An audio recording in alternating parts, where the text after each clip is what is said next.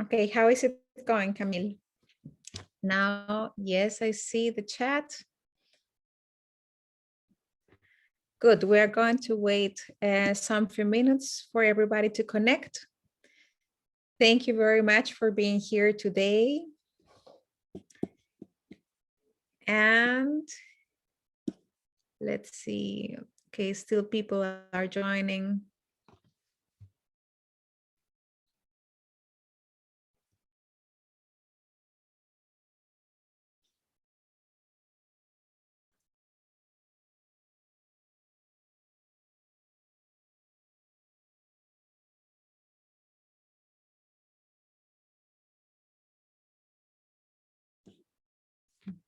Okay, I think we can start now. Welcome everybody today to our webinar as part of the webinar series from the Green Inclusive and Climate Smart Finance Action Group from the European Microfinance Platform. Today, we have a very special guest, Andrew Mfis from Penda Capital, managing partner from the microfinance institution in Uganda, and also director of BrightLife Uganda. And today we are tackling a very interesting topic that has been, I'll say this has been the core of our work at the Action Group, this linkage between energy and microfinance, and the hypothesis that energy inclusion also derives financial inclusion. So the title of the webinar is, Can Energy and Financial Access be Provided Simultaneously? Research results and experiences from BrightLife and plans of Penda Capital in Uganda. As you know, in these webinars, we are going to introduce you first of, we're going to introduce you the action group, our objectives, our goals, our main achievements, and then introduce you what are these webinars about. And then Andrew will start the presentation. We will have 30 minutes presentation and then 30 minutes questions and answers or discussion. And afterwards, you will be able to pose your questions, whether on the chat or if you want to also participate and raise your voice, we can also enable microphone if you wish. So the Green Inclusive and Climate Smart Finance Action Group was launched in February in 2013 in Berlin, and it's a unique multi-stakeholder think tank where we are gathering stakeholders from academia, impact investment, microfinance institutions, technical assistants, consultants, and practitioners, and is hosted at the European Microfinance Platform. We are over 90 members, different levels of engagement, gathering over 60 institutions. Together with Davide Forcella, who is co-founder from Japo Solutions and researcher at CERMI, and me, we are the coordinating this action group. And our objectives are to discuss challenges and strategies in green inclusive finance, enhance the knowledge, foster action, cooperation, and commitment, develop dedicated tools for green inclusive finance, and publish and disseminate findings. Now, our main achievement so far is the development of the Green Index standard for environmental performance assessment, a catalog of green energy products for microfinance institutions. We have done more than 7 events, 2 scientific committees, more than 10 trainings and presentations, and we have variety of publications and e-learning. Ongoing activities in 2020, 2021 entail the development of the Green Index 3.0 and the environmental dimension of the universal standards with the SPTF and CEDIS, and the development of an online library, which will be soon launched, as well as a projects map of the action group members. And we're developing also recurrent publications, state of the sector, and a newsletter, gathering news from the members as well as worldwide in green inclusive finance. and developing benchmark monitoring database advisory and IT tool in regards of green inclusive finance.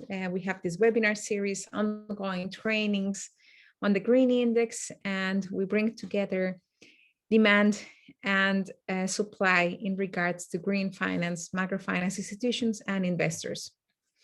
In our webinar series, we have guests from the research, from impact investors, microfinance institutions sharing their experiences, their results, and their know-how in this topic, green inclusive finance, whether from energy, climate change, mitigation, adaptation, research in specific areas. And we have these brief presentations by practitioners and academics, and it's an opportunity for you to discuss, also to network in the session of discussion. The material and the video of these webinars are being available online, then published in YouTube. And we are sharing also the links of the recordings with our action group members.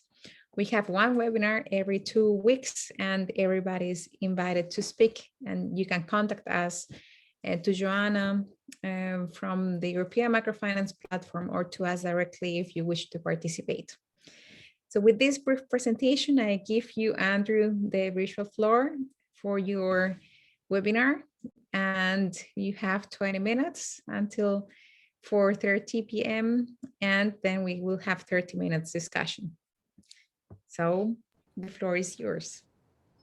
Thank you very much, Dr. Natalia. Good afternoon, everyone. I should tell people that I was about to be late, but by God's luck, I made time. Thank you, Jesus. Just to give you a little bit of my background, Andrew Muhwezi is my name. I'm a commercial and project director at BrightLife, but I'm also the chief executive at Penda Capital, an upcoming microfinance institution in Uganda. Previously, I worked with Stanbic Bank for 5 years, where I headed commercial banking, and British Petroleum, where I worked on the other side of energy. So I have a very good understanding of clean and dirty energy, if you like to use those words. Yes. But I've also studied impact investments at Harvard University, and I love impacting lives positively. I'm looking forward to this discussion, and hopefully we can all learn from each other and make the world a better place to live. Andrew, so let's jump. Would you like to upload directly your presentation, or absolutely, I can do that. Okay. So I'll stop sharing and then you share. Yeah, sure.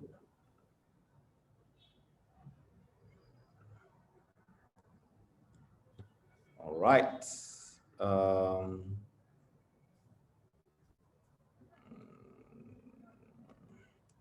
Can you guys see it yet? I was able to mute for my sneeze.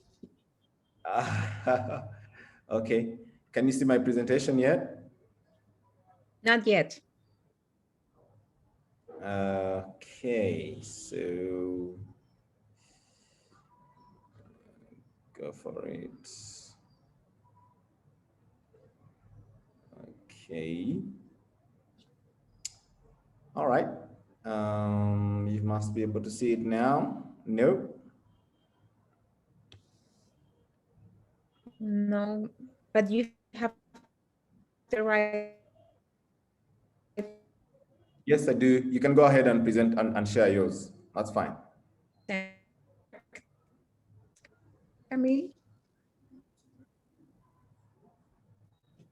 Good evening, Govinda. Welcome. Welcome to the session. Very nice that you're joining from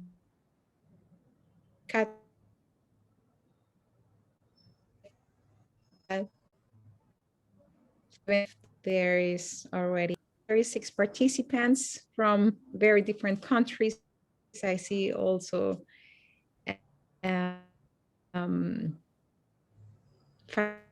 familiar names. Very happy that you're joining us. Halumba from Zambia, welcome. Victor from Nigeria. Welcome, everybody. Andrew, if it doesn't work, then I'll jump. I'll upload again the Yeah, presentation. definitely. And you Go tell me ahead, just go for it. okay. Yeah. Let's do it. Excellent. All right, welcome everyone. So I'll just briefly summarize our content today. I'll just briefly describe what Uganda is in case you haven't been. I look forward to having you guys in Uganda. I will talk about the solar industry ecosystem, our distribution models of financing, the role of credit in the solar home system market, the prosper case study at BrightLife and FINCA International, challenges generally faced by the sector and how Penda Capital will come in to mitigate these. And then we'll open the floor to questions and expound more about our discussion. So I would like to invite all of you to come to Uganda. We're a landlocked country of 44 million people, of whom about 51% are female, and more than 40% live in rural areas. So it also means directly that not very many people have access to grid electricity. As you can see, the number is a staggering 42%. And even then, we are not talking about stable access to grid electricity. We'll talk about people who access it but are affected by load shedding and blackouts. We know that the World Bank has put our carbon dioxide emissions to 0.143 per capita. And if you want to also understand how many people access the internet and smartphones, it's just 11 million people who have access to internet, and also about 27 million mobile connections. And the main providers are Airtel and MTN. A little bit about our economy. We are agriculture driven. Our GDP is just under $36 billion, growing at 6.5% per annum. Not sure how far true that is, but we'll take it since it's an official statistic. We're a country that is commercial banking centered, and we have about 26 of those. But over the last 10 years, many microfinance institutions have been mushrooming, and we have about 25 or so tier 3 microfinance institutions and more than 100 tier 4 microfinance institutions in which Penda Capital belongs. We have more than 100 officially registered SACCOs, but I know and believe that there are very many SACCOs out there that are not registered. SACCO stands for Savings and Cooperative Organizations. So that's the brief snapshot. That's the map of Uganda showing the beautiful lakes that keep us together, but also more importantly, showing you the diversity of solar energy opportunities. We are blessed to have the equator line cutting through our country. So it means that all year round, we have a tropical climate that is balanced with both rainfall and sunshine. So let me briefly talk about the solar industry ecosystem in Uganda. And as you can see, we have solar home systems on the left-hand side. We have productive appliances in the middle of that, and then mini grids. And for this discussion, I'll focus on solar home systems because that is where access to energy and access to finance can easily be achieved, and for the purposes of keeping our conversation focused. If you go to the next slide. So ecosystem in the solar home system space is further divided between pico lamps, small and large solar home systems. As you can see on the far left, we have small gadgets. This is usually a one light lamp or a lantern typically that can charge a mobile phone, has USB phone charging, but it's very portable, it's transferable. You can always jump onto your bicycle with it and go to the next location. Then we have small solar home systems that support 10 watts to 100 watts capacity. Then we have the big ones that go beyond 100 watt capacity. But I think if you ask me, our market is concentrated with the small solar home systems that have 10 to 100 watt capacity. And these ones are mainly used for lighting homes, small businesses. They usually have solar bulbs, solar panels, a regulator, a charger, a wiring and battery, radio. And also if a customer has upgraded, you'll find those with a television set, a solar television set. If you go to the next slide, please. So why are we talking about solar home systems? I particularly picked this picture to show you how rural or remote some of the areas we serve can be. This is in Fort Portal. Fort Portal is in Western Uganda. It is about 400 kilometers from Kampala, the capital city. As you can imagine, the people who live in this neighborhood, it's hilly, they don't have access to electricity. Yes, they have a main road that connects them to the city center, but these are typical solar home system customers. A household that has 4 or so people and needs a solar home system because 1, it is relevant. 2, the solar home system allows them to go to pay in bits and pieces, which explains the pay-as-you-go modeling. 3, the solar home system is also relevant for the solar companies because of the lockout technology. How does it work? It means that if a client does not pay for the installment or the monthly pay or the weekly pay, we're able to lock them out from using the system using our internal technology. So this is quite convenient because, as you can imagine, servicing such a customer on a daily basis would be very, very difficult. Then the other one is GPS technology. We use GPS to make sure that we know where our customers are, or at least we have a proximal understanding of where they are from a longitude and latitude point of view. And then, of course, the affordability bit and portability bit. Solar home systems are facilitated by a pay-as-you-go model of financing, and that makes them a bit affordable.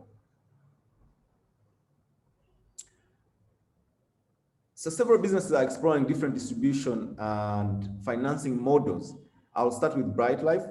We've partnered with FINCA International, mainly because we're a FINCA social enterprise, and originally we used to sell through FINCA Uganda branches, but then BrightLife graduated and started selling independently by setting up their own storefronts, by setting up their own distribution centers, and making sure that they go out straight to the customer. Why did they do this? Because they exhausted the customer base at FINCA and therefore wanted to approach the common Ugandan on the street directly. Other farms like Barefoot have decided to sell low-cost products closer to displacement camps and settlement camps in northern Uganda. One Acre Fund, for example, has decided to leverage their farmer networks and offer green energy products directly to these farmer groups.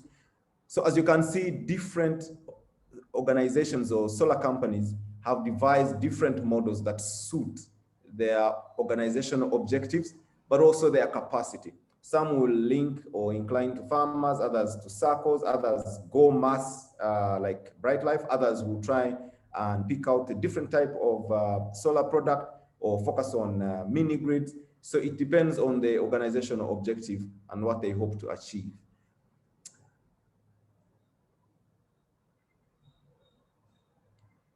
Next slide. So let's discuss access to energy and access to finance in one pack. I took this picture down in Mityana when we were trying to convince the person who stays in this hut to onboard onto what we call the Prosper product, and eventually we would graduate them to FINCA International to access banking products. First of all, there is a lot of phobia for banking products in Africa or in Uganda, if I may use, because people believe financial institutions are here to take our securities, to take our collateral, or some of them don't even have the collateral to offer because banks still offer credit premised on traditional collateral. So as you can imagine, convincing my grandmother, where I come from 400 kilometers away, to pledge their own heart for a banking facility is a tall order. It's a very hard sell. So this is a typical household that you'd want to create impact for. And how do you go about it? How do you convince them to onboard onto this bandwagon, access clean energy, and access financing in one pack? We'll go to the next slide. So I wanted to first give you a snapshot of what is driving our market, indeed, to confirm and reaffirm that solar home systems are the ones driving our market. If you look at the numbers got in 2019, you will see that FINCA International, which has since changed to NG because NG acquired them, is taking the lead in terms of solar home system sales, followed by M-Copper, Solar Now, BrightLife, and the rest. But even then, them combined, by the end of 2019, they hadn't even sold 500,000 units. That shows you how big the opportunity is in Uganda. We're talking about 44 million people. Even if you discounted conservatively to 50% capacity, you will see that very many people out there are still potential to acquire solar home systems. So the market here is still virgin, as far as I'm concerned. You go to the next slide, please.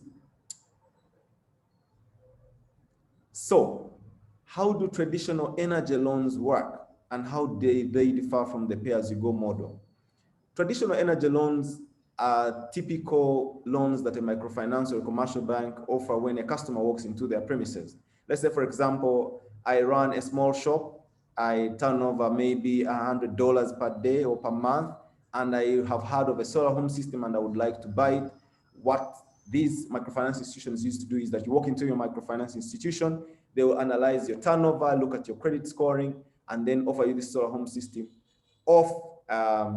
That background, maybe you'd have to offer independent collateral like a car, like a house, or even produce a guarantor. Now, as you can imagine, not everyone has this opportunity or capacity to offer this security, and therefore this would leave out quite a number of potential green energy clients. Next.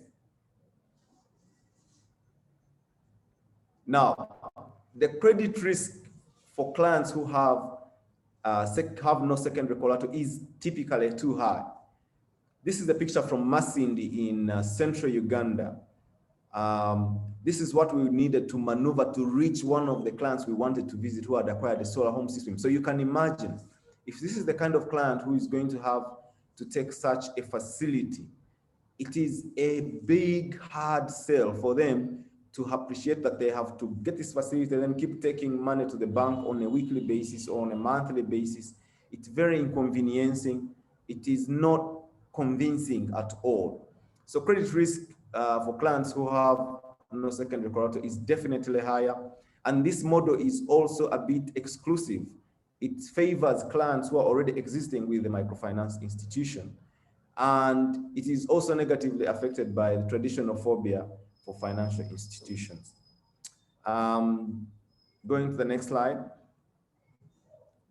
Now, the pay-as-you-go model takes care of these limitations.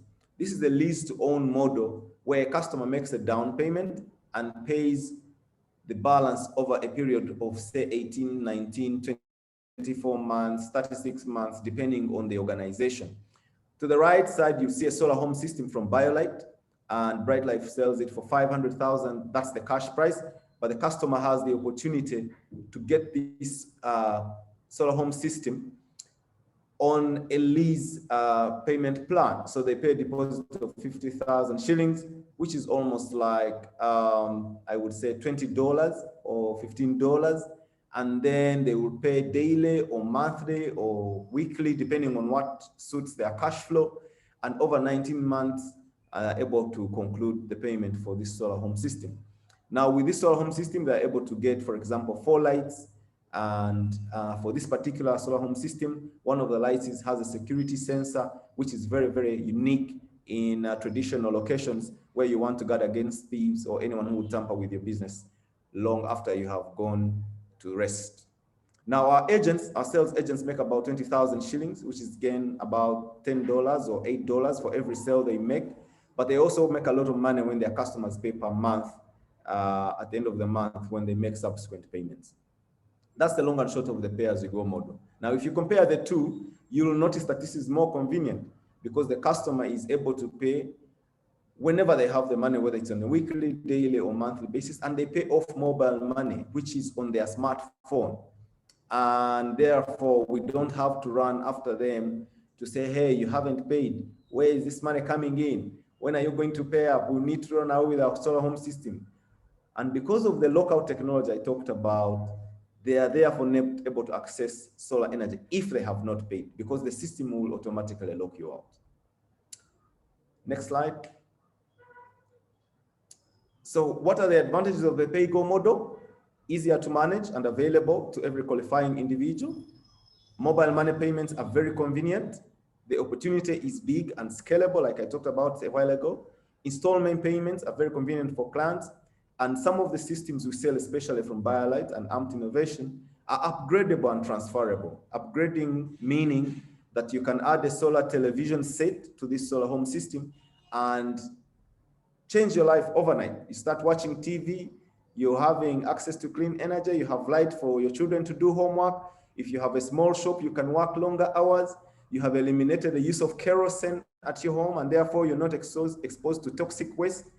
All these core advantages in one pack. Next slide, please. Seem to be running out of time.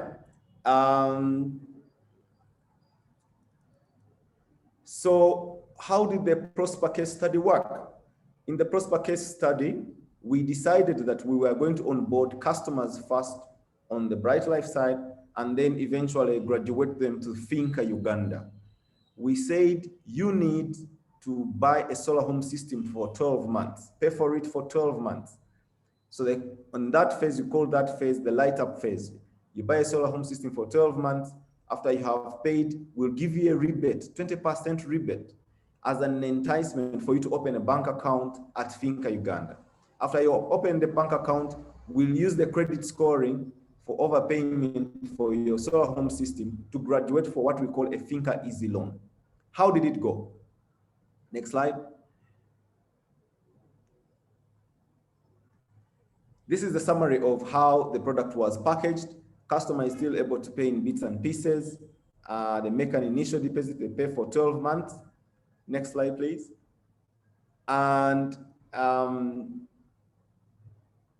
when they have finished paying on the BrightLife side, we automatically introduce them to FINCA Uganda, and then they access a loan of up to 2.5 million shillings. 2.5 million shillings is just about $800. And that's a lot of money for someone who's running a very small business or a household enterprise to take care of their family. Next slide, please. So the advantages of this approach is that it gives customers an added incentive to repay on time, because they're looking forward to the loan, a bigger amount of money that they would ordinarily not qualify for had they not jumped onto this program. It does not rely on traditional collateral, because remember, the customer is using the credit scoring obtained from BrightLife, and it further demystifies phobia for banking and other related products. It is also a very seamless experience and requires a lot less of human intervention to make it work. Next. How did it go? Prosper has really registered tremendous success. As you can see, that is me and a client back in Mityana, who was touching her head in disbelief that she had finished paying for the solar home system, and now she would be able to access a FINCA Easy Loan of 2.5 million shillings. This is a single mother raising 2 children, and as you can appreciate, not everyone is having it easy out there. 2.5 million is a lot of money. It's a dream come true for her to know that this is something now I'm going to make use of and make more money and raise my children. We were able to pilot with a total of 1,024 clients. By the end of the first 4 months post payment, 90 clients had already finished payments, 23 had already graduated to FINCA Easy Loans, 44 had already received their rebates via mobile money, and 46 had already opened bank accounts. We believe that FINCA and BrightLife will take this to a bigger scale and roll it out across Uganda and beyond, where FINCA has other intermediaries. Next. So this is a typical example of how you can put energy and finance in one pack. My personal feel is that there is no way someone will prioritize payment for energy if they don't have food, if they don't have money to run their businesses, if they don't have money to pay for school fees. So if you offer a client these in one pack, you are definitely able to deal with very many challenges in one. I have also attempted to outline challenges to the sector in Uganda. I'll summarize them. Most of the internal ones are operational and fiscal. I think our government is yet to appreciate the impact of the solar or renewable energy industry, and therefore should tailor policies, tax or otherwise, that would suit the growth and the infancy of the industry. On the external side, I think we lack a comparable industry database.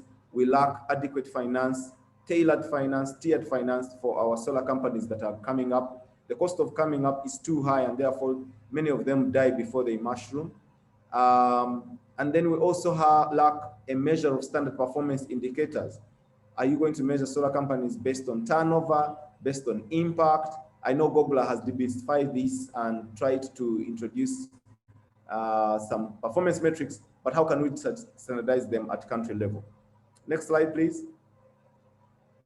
Challenges to BrightLife. I think the main one is access to sustainable and flexible capital and high operating cost, which is akin to many solar companies, and dependence on third-party manufacturers. I hope that one day BrightLife will also start producing their own solar home systems.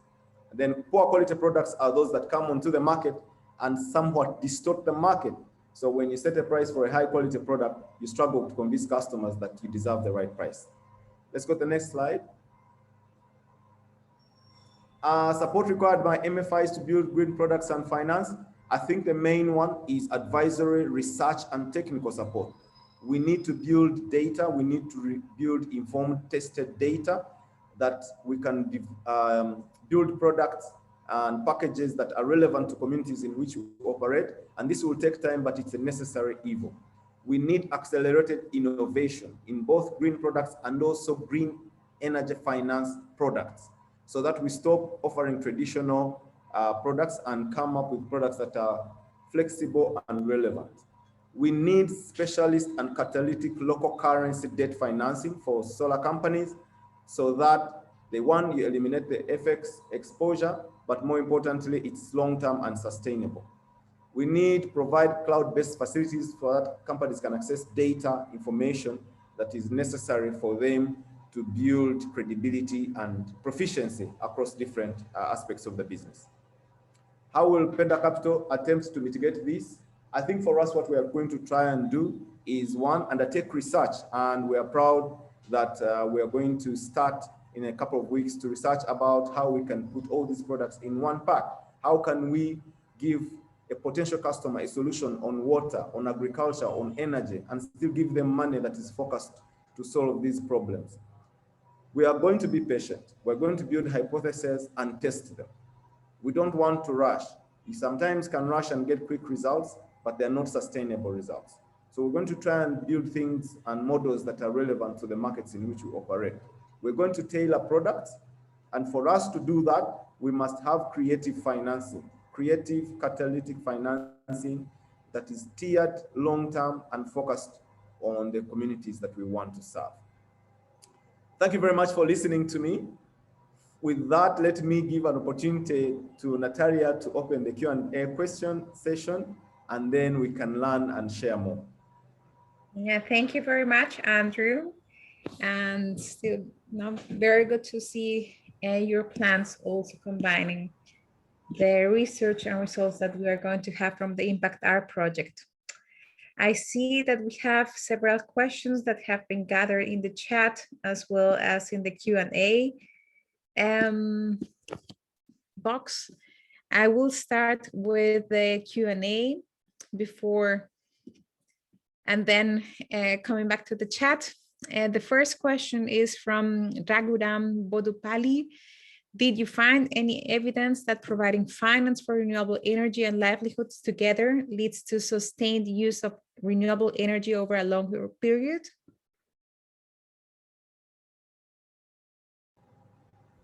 Yes, I think using the Prosper project, we have seen that customers who jumped onto the project for renewable, with the solar home system, we're working hard towards accessing the FINCA Easy Loan.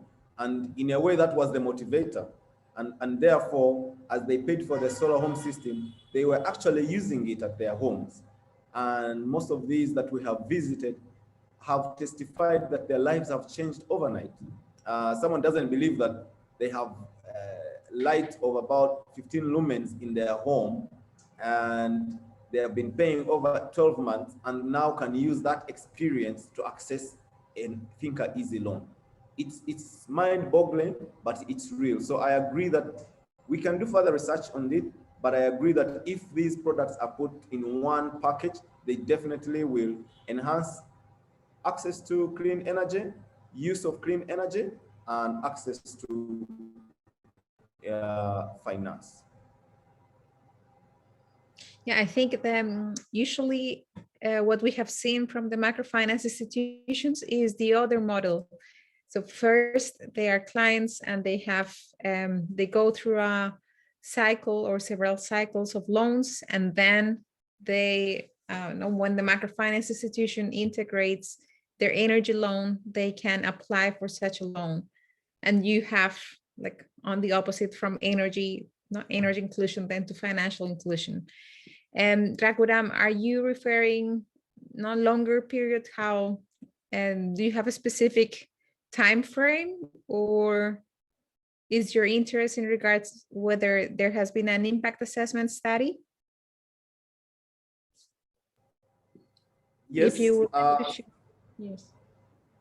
Thank you, Dr. Natalia. We did, first we did an impact assessment study in conjunction with CGAP before we launched the product, just to understand whether there was demand for the product. And we got an overwhelming positive response. No wonder when we piloted the target of 1,000 clients, we're able to hit that target 3 months before the deadline. So the uptake for the product has been overwhelming. I know very well that the chairman of FINCA Group had to come all the way from DC to see what's happening in Mitiana because he couldn't believe himself. So he figured that actually the customer is not looking for money per se, he's looking for the solution behind the money. And if you can package these together, then maybe you're even going to get a better customer, because when you give a customer just money to go and get the product, you're not sure that they're going to buy that product when they walk out of your premises. So maybe you need to finance the product, take the problem away, and then that customer, if they are satisfied and happy, then they're able to pay. It actually enhances the credit repayment profile of most of these customers. So the traditional energy loan is a great thing, but it again it is limited to the customers of the financial institution. Unless the financial institution is deliberate upon building relationships and channels beyond its own channels, then it's going to be limited to that financial institution. So yes, the traditional energy loan is a great thing, but we need to think beyond that product to see how we can cover a bigger market beyond the financial institution. So this leads to the second question from Raghuram. Are you tracking breakdown of the devices, and how are you resolving the breakdowns? Dealer visiting client to carry out repairs or replacing the device. How do you do it from BrightLife?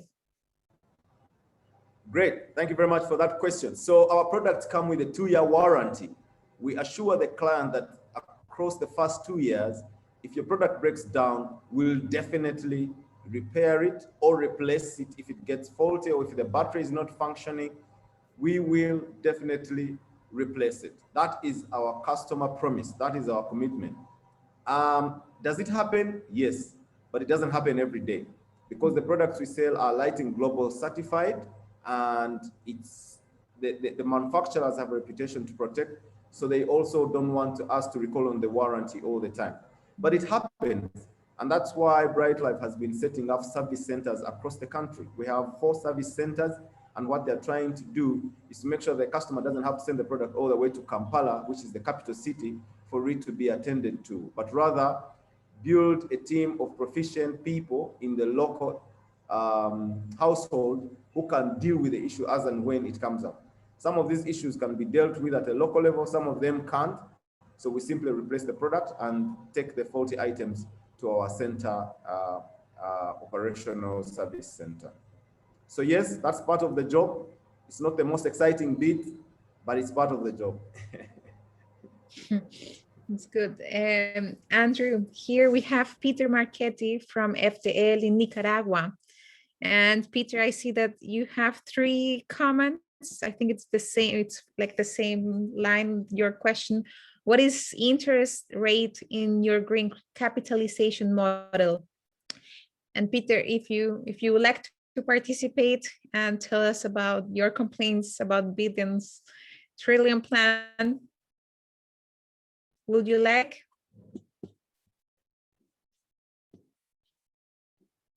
Camille, is it possible to turn on mics or? Peter? Let's see, sometimes. Last time we had Peter, even with a hurricane, participating in a conference. Wow. Without electricity, totally in darkness, but with his mobile phone. Peter, if you come to Uganda, I promise I'll give you a solar lantern.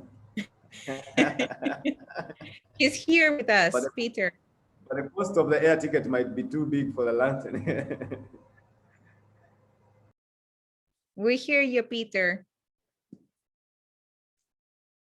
Or not yet. I think your microphone is still muted, but we see you already.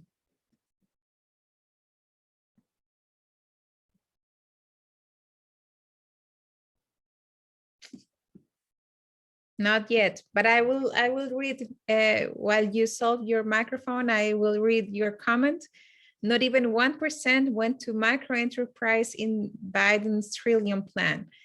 And yet critics are saying that the amount should be lowered because micro enterprise is not viable. Sorry, Dr. Natalia, I missed that question. Do you want to shoot again? No, so it was a comment from Peter. So he's interested to know what is the interest rate in your green capitalization model. I know for a fact that our interest rate ranges from 10 to 15%, which is quite high. Yes. That is localized, but as you may appreciate, there's loads of risks involved. Most of the customers we serve are deep in the rural areas, and that makes our cost of operations too high.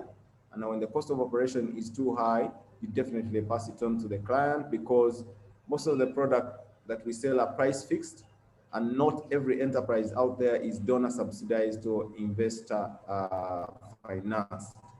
So if their capital structure is prohibitive, definitely in terms of it being short term, then you're going to struggle in a high interest rate. Yes, that's a good interest rate. Very good. Our interest rate has been higher in the past, right? That's a good interest rate, even though it's too high. That was Peter Marchetti from Nicaragua.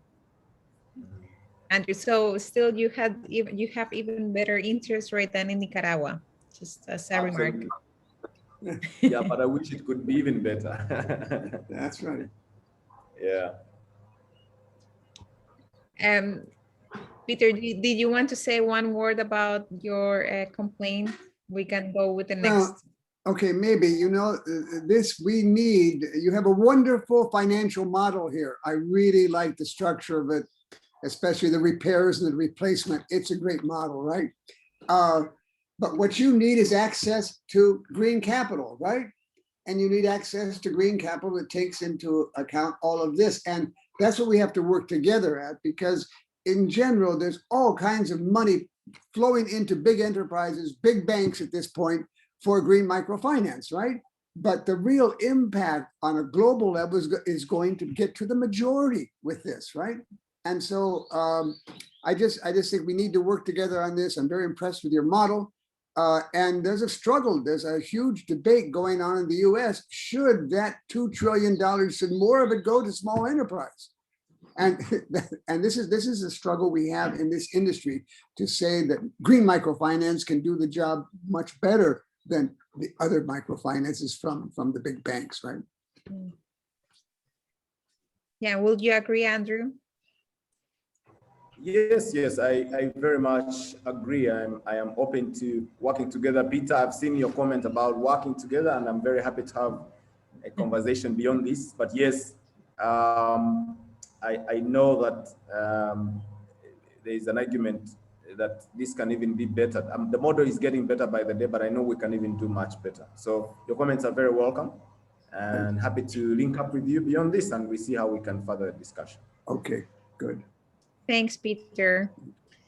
Yeah, so I think when several microfinance institutions come together, and also you can discuss at the action group how to get access to green funds. Well, next question from Guglielmo Mazza. Very interesting presentation. Welcome, Guglielmo. Also happy to have you here again. Does the organization also warranty the durability of the product? Is a minimum lifetime span defined, and are after sale repair is replacement services forecasted?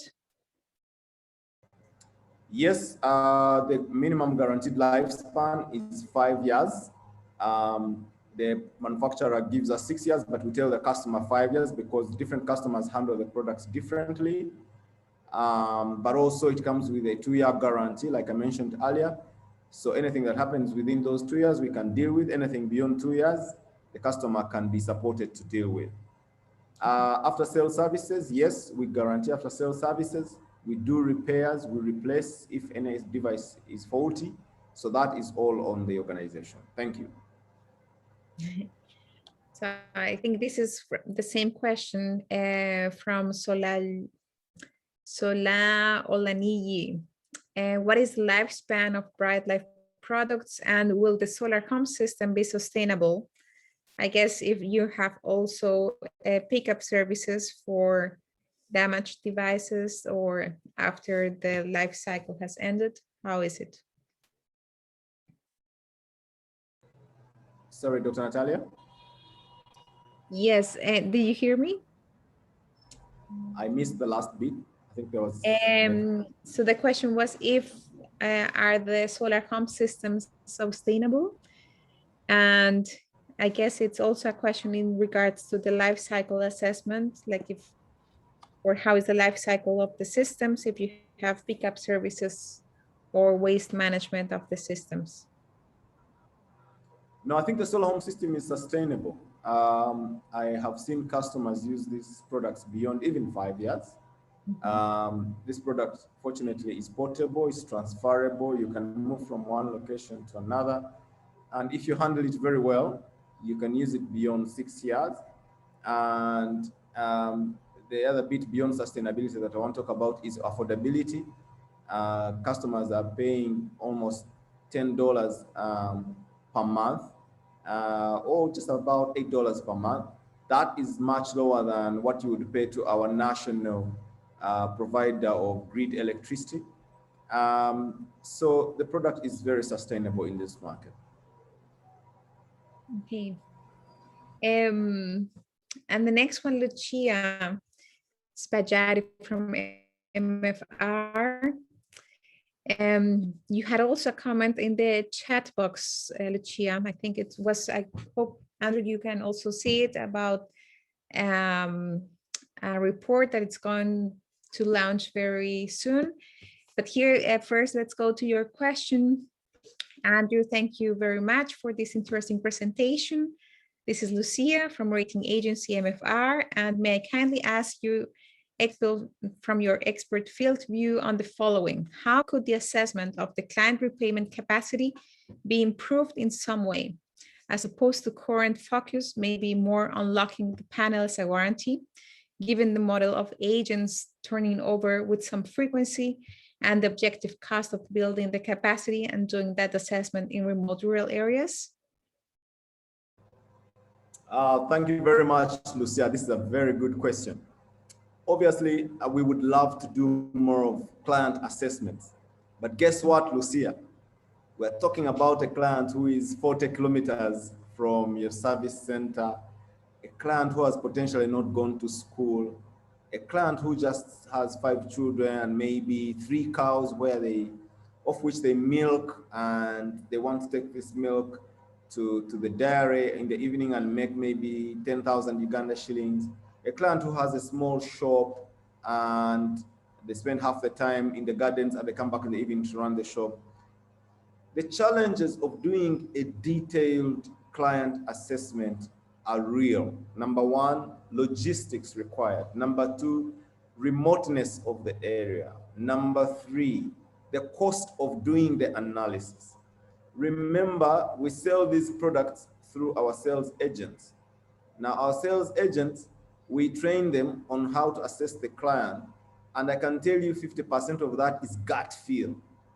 It is not any sophisticated Standard & Poor's rating model of sorts. It is gut feel. Does this customer have an economic activity in the neighborhood? Do they have a stable home? Do they have a wife? Maybe that means that they are stable. Do they have a family? It means they can't afford to be embarrassed. Are they part of a women's group or a savings group? Then that means they have some, mechanical solidarity, blah, blah, blah.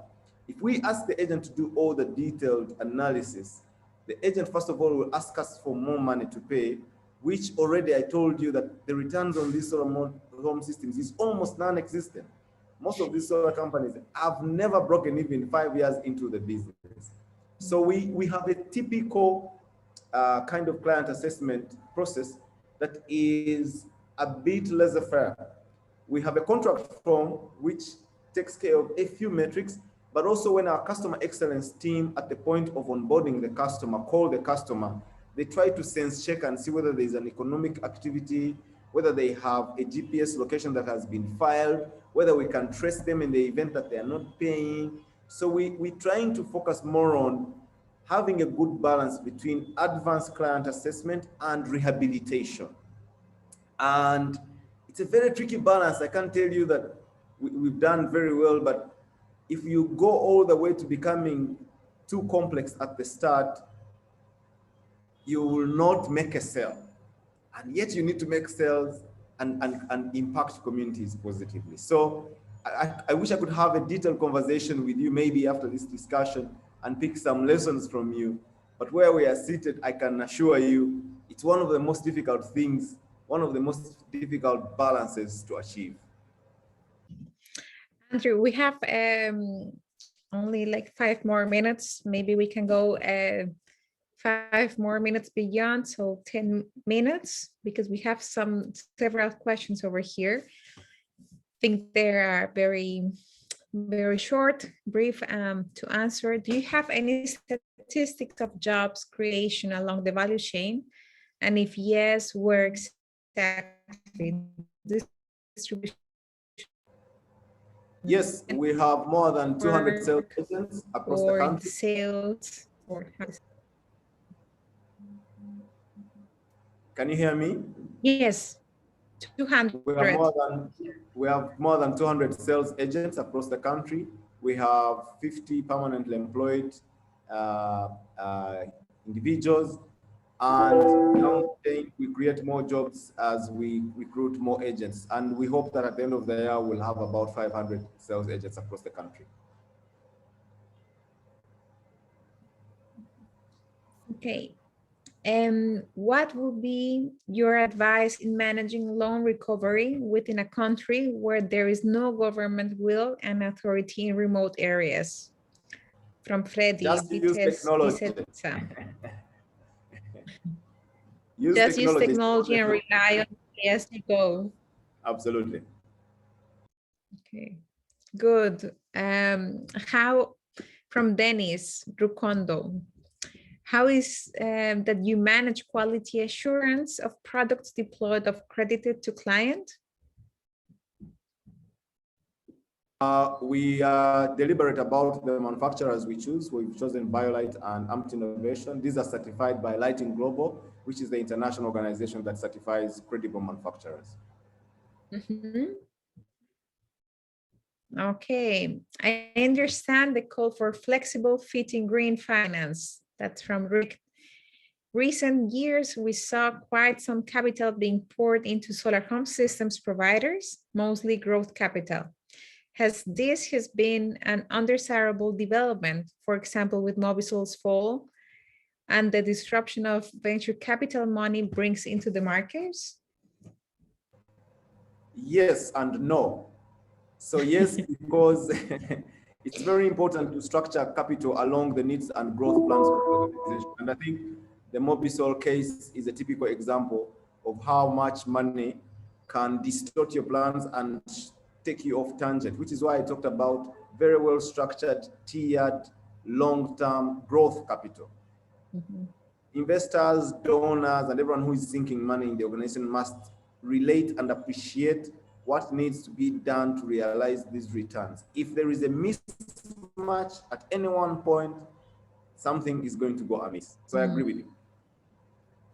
Okay, again from Guglielmo, does the organization also work in the protected displacement settings located in different Ugandan regions?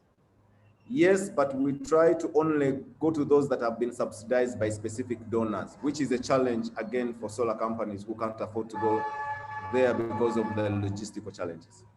Mm-hmm. Thank you for your answer about the sustainability, says Sola Olanigi. After 6 years, what's next? And I will suggest further research on how to keep your product longer. I welcome the feedback. Thank you very much. Thank you. Do you have, okay, that's jobs creation was already answered. What will be your advice in managing loan recovery within a country? Sorry, it was already answered. Let's go to the next one from Axon Banda from Zambia. Do you think it's feasible to have a 100% renewable energy-based electricity system in Uganda in the future? Hopefully not that far. Yes, but it will be long after my generation. Not in this, not now, not in the next decades. Yes, there's a lot of work that needs to be done. Government, acceptance of energy sector, education of customers, investments in the sector. It will take a long, well-protracted effort. It will happen, but in the long term. I think also the question goes back to Zambia. How do you see the situation there, Axon? You can reply in the chat. And let's go through the last questions. Does supplying pay-as-you-go products towards micro, small, medium enterprises increase their risk exposure when repayment is not reached, and the locking of solar home systems also affects the productivity? Yes, I mean, every time you get onto a microfinance product, we believe that someone has done the assessment and they are able to pay for the product. But also what we believe is that you're substituting the payments or expenditure that you've been making elsewhere to this new product. So for example, if you get a solar home system, you're going to substitute what you've been spending on kerosene or candles or kerosene lanterns to now buy a solar home system. So instead of transferring that money the other side, you're now transferring it to this good product. So you shouldn't have repayment issues. But also, as you know, it's one thing to give a loan, it's another thing for the customer to pay. The 6 C's of credit come in here: the character of the individual, the capacity, their credibility. So, and that's why I guess the business exists, because there has to be a risk and reward kind of relationship. So yes, to some extent, customers are exposed, but to a bigger extent, more benefit from this kind of initiative. Okay. If we have these 3 more minutes, let's go now with the questions from the chat. We had over 15 questions in the Q&A box. Let's go from the last ones from Peter Marchetti. Andrew, with your clientele doing capacity to pay analysis is more important after 2 years of performance on the Pauto than at the beginning. Microfinance cannot imitate commercial banking analysis of capacity to pay. So he agrees that it's more the gut feeling. Yes. From Victor Chabonme. Thank you, Andrew. Considering the electricity challenge in your country, do you consider creating a nexus between portable water supply and electrification? And do you have a buyback collection system for the solar batteries at end of life? So we haven't introduced a buyback system yet, but we are thinking about it. It hasn't become a prevalent need yet because we are still growing. And remember, we're in our first 5 years, first 5 good years. So most of our products really are not struggling with batteries. But that's something that we need to think about. Thank you. Obviously, product recycling is picking momentum globally, and we need to think about it. The other question was on, I seem to have missed Nexus, it. water. If you're considering to create a nexus between portable water supply and electrification. Absolutely, absolutely. So our plans at Penda would be looking at the next big thing, which is water and agriculture. How can we tailor products that deliver water products, maybe dispensers or water schemes in villages where customers can pay in bits and pieces, or even, you know, give these products to them and digitize their payment methodologies. There's several ideas out there that we want to test and build hypotheses for, and then come up with products that are tailored for the community. So yes, that is in the plan. Okay, and the last one, the last question is from Rick. Are pay-as-you-go schemes and lease-to-own models regulated by the central bank in Uganda? For example, interest rates? The pay-as-you-go models in Uganda are not yet regulated by schemes regulated. Can you hear me? Oh, yes. So there is no regulation. The pay-as-you-go models are not yet regulated by the central bank. I reckon, though, that this is something, it's a question of when and not if. So as the business grows, I believe either the central bank or the microfinance regulatory authority will start looking at these facilities. However, if you think about it, since energy loans are already on the books of microfinance institutions, they are in a way regulated by the central bank. Okay. And last but not least, Axon replied that in Zambia, indeed, there is an immense interest in using renewable energy like solar due to the environmental and economic concerns. The question is if it will be 100% renewable energy supply, as you suggested, Axon. And from the last comment from Lucia that she wanted to share with you about MFR plans, and that you are feel free to connect as well about the report that will be soon published. So we just wanted to share as good news that efforts are taking place to standardize metrics to measure performance in a comparable way across models and countries. And MFR has been piloting for GOGLA, IFC, and CGAP some key performance indicators on portfolio quality, financial performance, and operations in 2020. And our report will be soon published. In case you'd like to see it, please feel free to write to Lucia. Sorry, I lost you there. I was saying that the report will be soon published, and if you would like to see it, you can contact her directly, and we can share with you her email address after this, after the webinar. Great. Okay.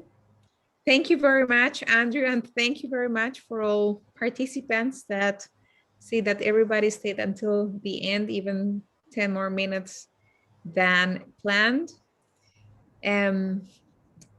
Yeah, this is your room from the Green, Inclusive, and Climate Finance Action Group from the European Microfinance Platform. And it was a pleasure to have you, all of you today from Nicaragua up to Zambia with participants here at this webinar. Our next webinar, and we will be soon launching our online library and as well our newsletter. If you have news that you would like to share finance sphere, you please don't hesitate to share them with us. You can contact for this Angelica Lozano from Edera, as well as Joanna and Camille from e-MFP. Thank you to everybody. Thank you very much.